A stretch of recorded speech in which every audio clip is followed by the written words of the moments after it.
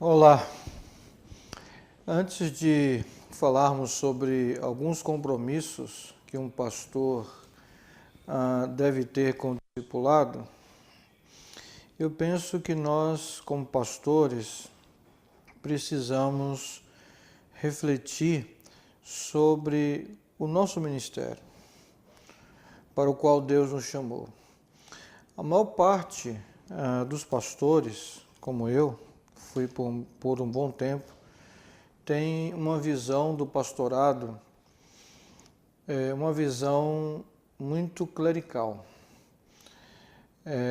uma visão de um ministério profissional como se nós fôssemos contratados pela igreja para pregar, ensinar, fazer visitas. Não que isso seja errado e não que isso não seja também função pastoral. Pregar, ensinar, fazer visitas.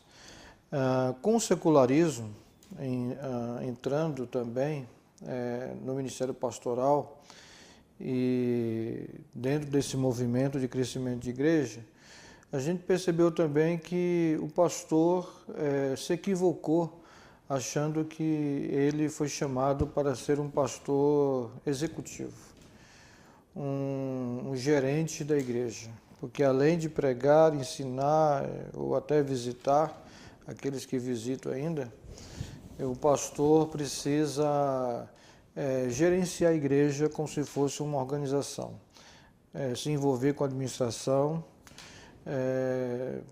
promover atividades, eventos e programas e projetos que possam deixar o povo envolvido e ocupado. É certo que, como pastor, nós vamos ter que nos reunir para tomar decisões administrativas e estratégicas na igreja. Mas cabe uma pergunta: qual é de fato o ministério, a prioridade do ministério de um pastor? Isso precisa ficar claro na cabeça do próprio pastor. Porque quando o pastor não tem isso claro, e ele não está convicto disso, ele vai continuar reproduzindo o que o sistema eclesiástico colocou para ele. E fica difícil convencer a igreja a se envolver, por exemplo, com discipulado. Porque se nem o pastor está convencido que Deus o chamou para equipar os santos para a obra do ministério, e aí que eu acho que a gente precisa resgatar aquilo que Paulo ensinou à igreja em Éfeso. Para mim, ninguém melhor do que Paulo definiu o ministério pastoral. E quando nós lemos, por exemplo, a carta de Paulo aos Efésios, em especial lá no capítulo 4, no verso 12, verso 11, a palavra do Senhor nos diz o quê?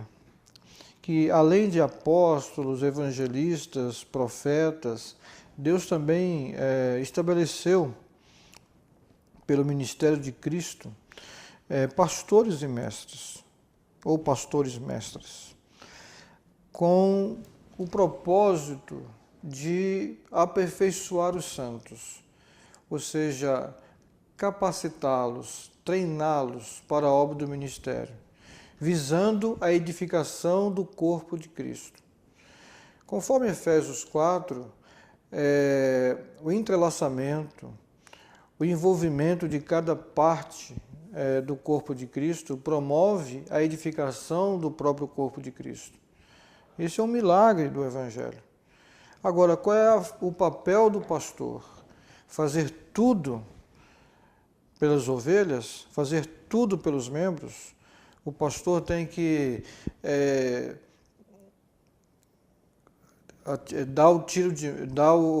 cobrar o escanteio, correr para a grande área ou para a pequena área e cabecear para o gol e depois correr para o gol para poder defender a bola. O pastor faz tudo. O pastor que dirige o culto, o pastor que tira a oferta, o pastor que prega, o pastor que visita, o pastor que aconselha, o pastor que faz tudo sozinho. Às vezes ele mesmo ele faz isso para se sentir necessário para a igreja, para justificar o seu salário.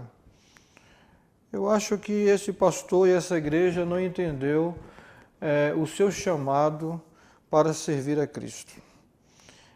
É preciso entender, e aí a palavra de Deus está clara, que Deus estabeleceu pastores e mestres querendo o aperfeiçoamento dos santos. A palavra aí, aperfeiçoamento, significa habilitar para o serviço. E aí Paulo é claro em dizer, a finalidade próxima, imediata disso, é a obra do ministério. Capacitar os santos para servir a Deus, servir na igreja, e o serviço de todos os santos na igreja contribuirá para o crescimento da própria igreja. Então, o pastor, ele não pode assumir um papel de um ministro profissional apenas. Ele não pode assumir a vestimenta de um executivo de organização religiosa.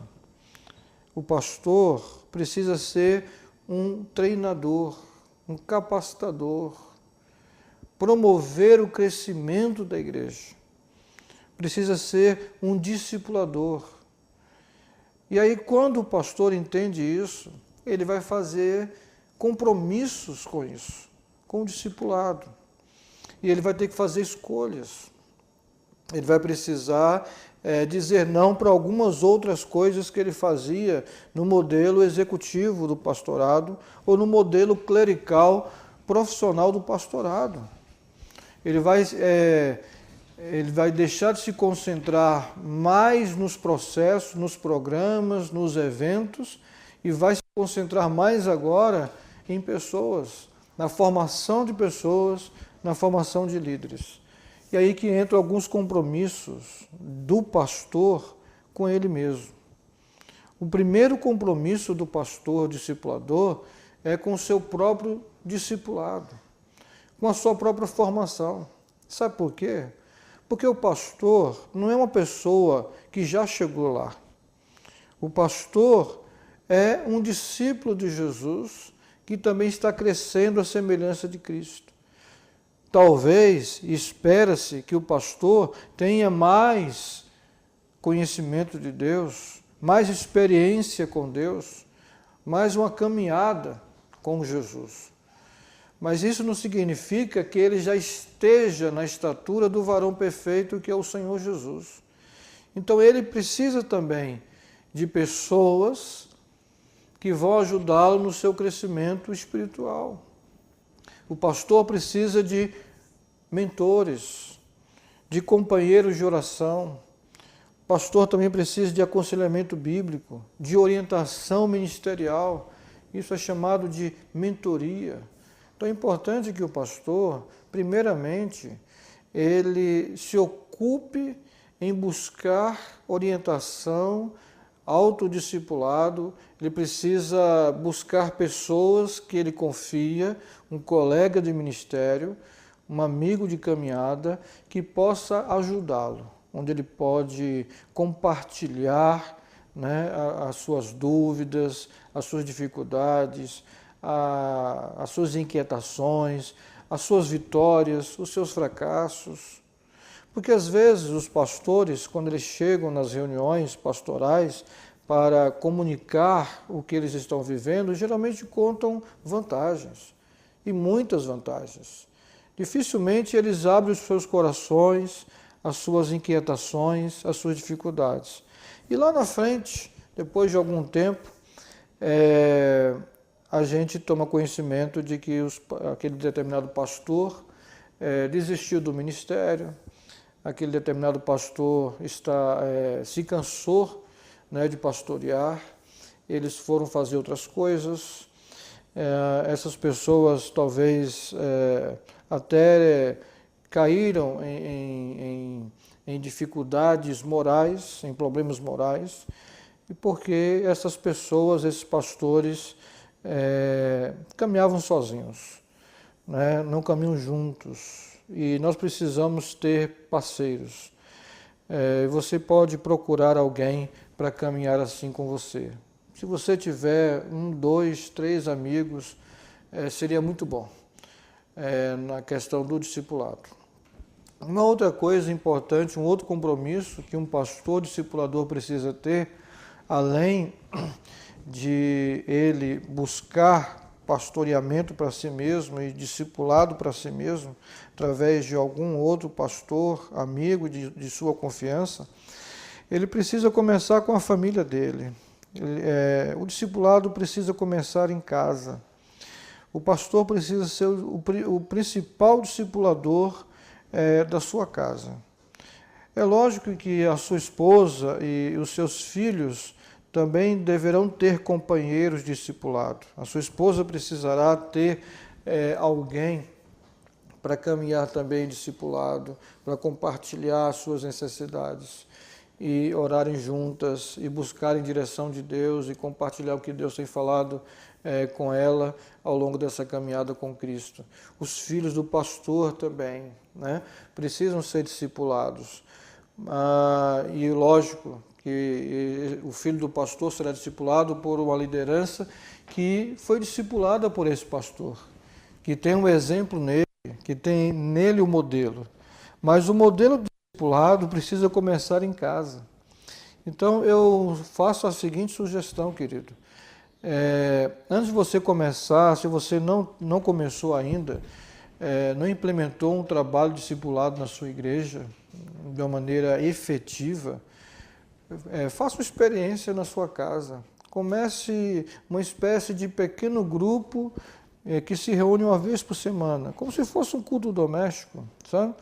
Para você orar com a sua esposa, com os seus filhos, ler a palavra, compartilhar aquilo que Deus falou com vocês e áreas da vida de vocês que vocês precisam crescer juntos. Faça isso como uma experiência, né? E depois você começa um grupo modelo, um grupo piloto na sua igreja com a sua liderança, tá certo? Um outro compromisso que um pastor discipulador precisa ter é tornar o discipulado o coração da igreja. Porque um pastor discipulador, ele faz isso. O discipulado precisa ser o centro de operação do ministério da igreja.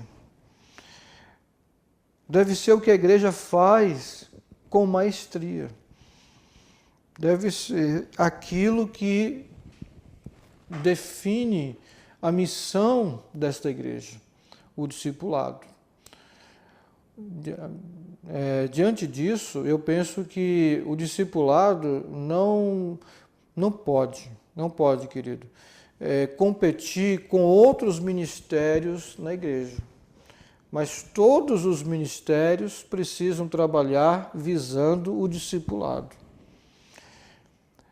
Discipulado que significa, biblicamente, a formação cristã de cada discípulo. Ou seja, os departamentos, os ministérios internos da igreja precisam ter esse comprometimento com a formação espiritual. Não é apenas um departamento, um ministério para gerar entretenimento ou deixar as pessoas ocupadas, mas tem que ter compromisso com o discipulado. O discipulado deve ser o centro, o coração da igreja. E isso precisa estar no coração do pastor primeiro. Porque se discipulado não estiver no coração do pastor, certamente não estará no coração da igreja. O pastor não pode terceirizar o discipulado. Por exemplo, tem um presbítero lá, tem um diácono. Não, o presbítero e o diácono é que vão se envolver com isso. Vão se envolver com o ministério de discipulado. Querido, discipulado, fazer discípulos, à semelhança de Jesus, não é ministério, é missão de toda a igreja, é missão de todo pastor, é missão de todo presbítero, é missão de todo diácono, é missão de todo crente. Pregar o evangelho e fazer discípulos. Agora, os ministérios são diversos, porque o Espírito Santo é o mesmo e que dá à igreja diversos ministérios para a edificação da igreja e para que a igreja possa servir a comunidade. Então, se o discipulado não estiver no coração do pastor, não estará no coração da igreja. Muitas igrejas, muitas vezes hoje, não estão envolvidas com o discipulado porque os seus pastores não acreditam nisso. Então é preciso que haja um exemplo pastoral. No Israel antigo, por exemplo, os pais deveriam primeiro ter a lei de Deus em seu coração para em seguida ensinar aos seus filhos. Lá em Deuteronômio 6, o Senhor fala para os pais: essas palavras devem estar no vosso coração, para que vocês possam ensinar aos seus filhos a eles temerem ao Senhor.